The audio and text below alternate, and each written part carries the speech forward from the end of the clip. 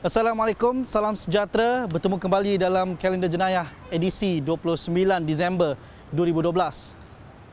Paparan pertama kalender jenayah minggu ini mengenai seorang remaja lelaki berusia 19 tahun yang dipercayai di bawah pengaruh alkohol bertindak menetak seorang lelaki lain akibat perasaan geram melihat rakan-rakannya yang diberkas polis kerana menyamun sebuah kedai serba neka.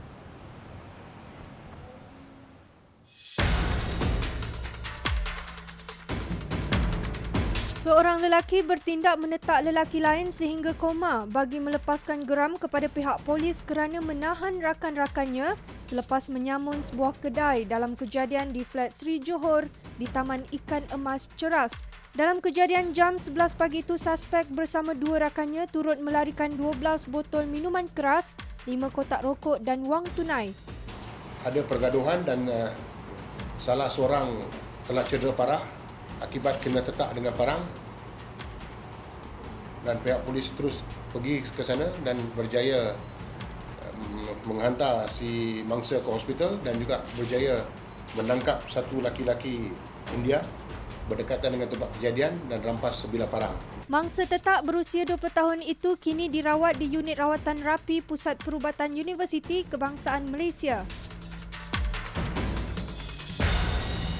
Dipercayai akibat dendam, seorang pemilik pusat snooker yang baru tiba di tempat kerjanya di Pandan Indah baru-baru ini ditetak dan diserang oleh dua lelaki menggunakan parang sehingga menyebabkan dia mati ketika dalam perjalanan ke hospital.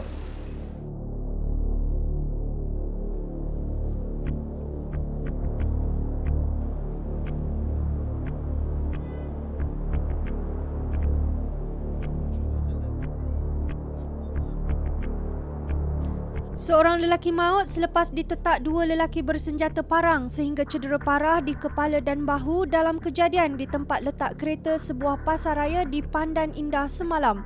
Kejadian kira-kira jam 4.45 petang itu, mangsa yang baru tiba di tempat letak kereta di kawasan berkenaan dipercayai diserang dua lelaki tidak dikenali ketika keluar daripada kenderaannya.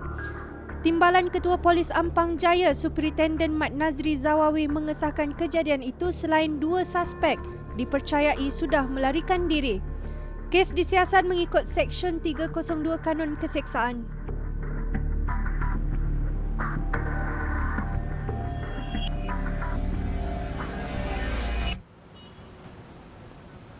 Sindiket penipuan Makau atau Makau Scam yang menipu rakyat Malaysia menggunakan panggilan telefon membabitkan kerugian bernilai jutaan ringgit dikesan menggunakan taktik baru untuk menjalankan kegiatan mereka dengan menggunakan penyelia dari negara Taiwan untuk menyelia kegiatan Makau Scam di negara ini. Bagaimanapun, taktik mereka baru-baru ini berjaya dibongkar hasil kerjasama polis Bukit Aman dan juga polis negara China.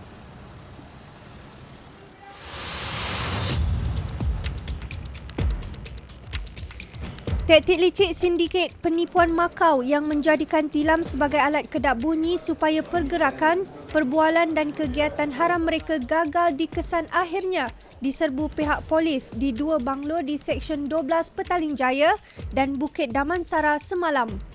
Dalam kejadian kira-kira jam 12.45 tengah hari itu, seramai 51 anggota sindiket terdiri daripada 46 warga Taiwan, 4 warga Cina dan seorang lelaki tempatan berusia antara 20 hingga 40 tahun ditahan.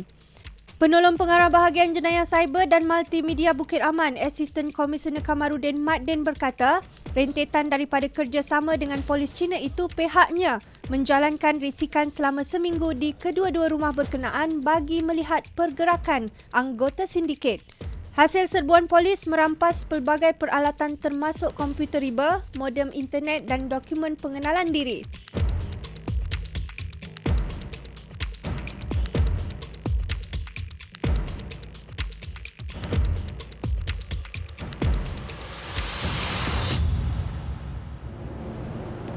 Akibat terlalu memikirkan keuntungan, sepasang suami isteri yang beragama Islam sanggup menyeludup produk makanan yang diperbuat daripada DNA babi. Namun, Perbuatan mereka terbongkar dalam serbuan yang dilakukan unit pencegah penyeludupan.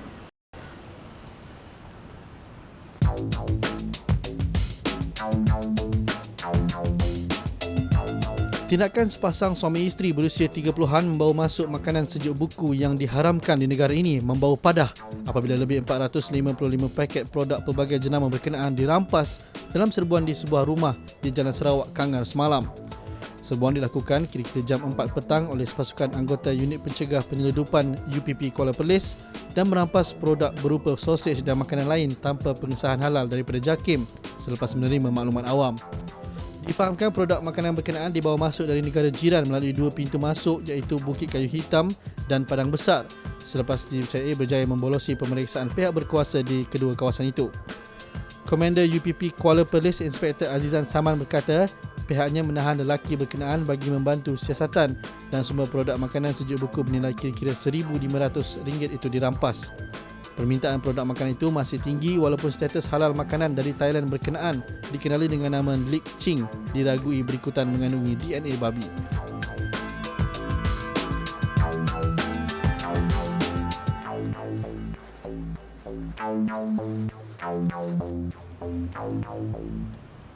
Seorang lelaki yang juga bekas anggota kumpulan rap terkemuka dihadapkan ke mahkamah baru-baru ini atas tuduhan merogol anak tirinya yang berusia 14 tahun.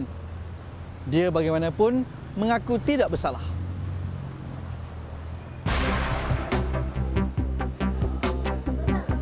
Seorang bekas anggota kumpulan Rafiq mengaku tidak bersalah dan dihadapkan ke Mahkamah Seksyen atas pertuduhan merogol anak tirinya berusia 14 tahun di sebuah rumah di Taman Gombak Jaya pada jam 9 pagi 9 Februari lalu. Dia didakwa mengikut Seksyen 376-2-D yang memperuntukkan hukuman penjara maksimum 30 tahun dan sebat jika disabit kesalahan. Bagaimanapun, tertuduh yang tidak diwakili peguam bela merayu agar diberi jaminan kerana dia perlu menyara dua anak kandungnya. Mahkamah menetapkan 25 Januari sebagai sebutan semula.